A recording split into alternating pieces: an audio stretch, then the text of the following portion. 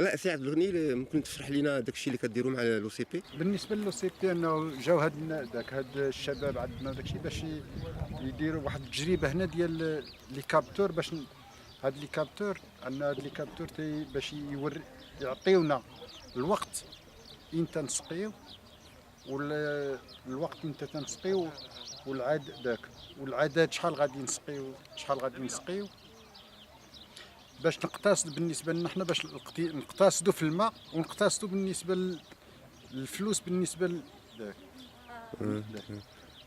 بالنسبه للتجربه كانت تجربه اوليه ناجحه وممتازه وداك الشيء. دابا شحال من الوقت انتم كديروا في هاد التجربه؟ درنا تقريبا 3 شهور دابا باش نديروا هاد التجربه وداك الشيء. 3 شهور هذه باش تنديروها. وبالنسبه لنا داك ملي دارت انه هاد العمليه كيفاش تتكون انستاليه في التليفون ديالك واخا فين ما كنتي تيعطيك بان الا مثلا لو وقع العطش الارض خاصها الماء ولا كذا النبته خاصها الماء وداك الشيء فين ما كنت تيعطيك الاشاره بانه راه خاص الماء راه خاص ده. والماء منين كتجيبوه؟ واش سي ان فوراج ولا سي؟ لا الماء سي ان فوراج. حنا هنا في اطار ديال داك انفوره هنا ديال الجمعيه نورمالمون لانه حنا داخلين في اطار جمعيه ديال البرابيش للفلاحه والتنميه اطار مخطط المغرب الاخضر. عندها 450 قطار 450 داخله في مخطط المغرب الاخضر لا كونفيرسيون ديال السيستيم ديريغاسيون غرافيير والسيستيم ديريغاسيون غوتا غوت. وشنو هي لي كولتور اللي عندكم هنا؟ بالنسبه لي كولتور اللي عندنا لوليفيي. شحال من قطار ديال الزيتون؟ بالنسبه لي كاينين 6 قطارات هنايا ديال الزيتون وبالنسبه للانتركالير اللي بين الزيتون تنديروا هاد لي بلونت اروماتيك ميديسينال من بينهم لامونت بليس لا فيربين بليس لا سوج. وبالنسبه لنا وغادي ان شاء الله باش نديروا من بعد غادي نجربوا نباتات اخرين. بحالاش النباتات اللي غادي تجربوهم في المستقبل بحالاش؟ بحال ازير بحال الخزامه بحال لي بلونت ميديسينال. لي بلونت ميديسينال وبالنسبه كاين دوتر بلونت اوسي كوم لا مورينغا حتى هي غادي حنا داخلين في اطار باش نديروا واحد التجربه فيها حتى هي داكشي.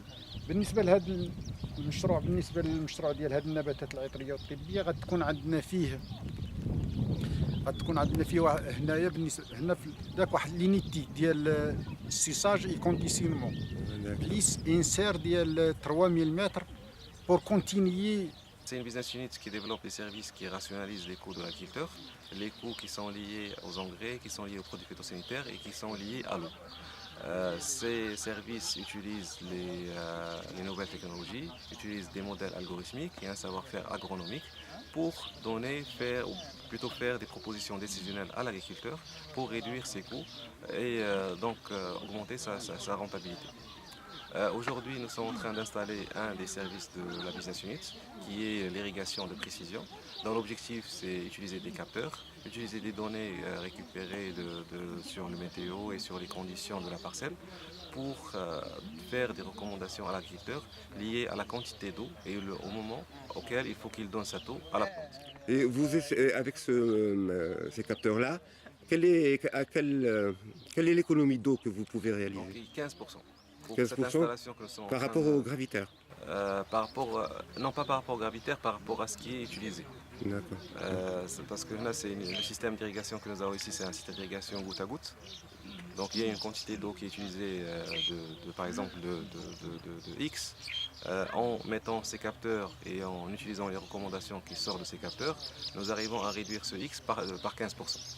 Et ces capteurs-là, ils ont été développés par votre... Les capteurs, la partie irrigation de précision, des fois, il y a deux parties. Il y a une partie qui est le modèle algorithmique qui est derrière, où il y a de l'intelligence qui permet de réduire la quantité d'eau utilisée. Et il y a la partie capteur. La partie capteur, elle permet de communiquer des données ou bien ramener les données de la plante vers ce modèle algorithmique. Donc les capteurs sont achetés, l'assemblage est fait à l'université et le modèle algorithmique qui est la partie qui représente 90%, 90% de ce système, elle est développée à l'université Mohamed VI. Ce sont des tensiomètres que nous installons près de l'arbre à des profondeurs différentes. Ici, nous avons 30 et 60 cm. Nous les installons et ils nous donnent l'information sur la tension dans le sol qui nous permet de connaître l'état hydrique dans le sol et décider s'il faut irriguer ou pas.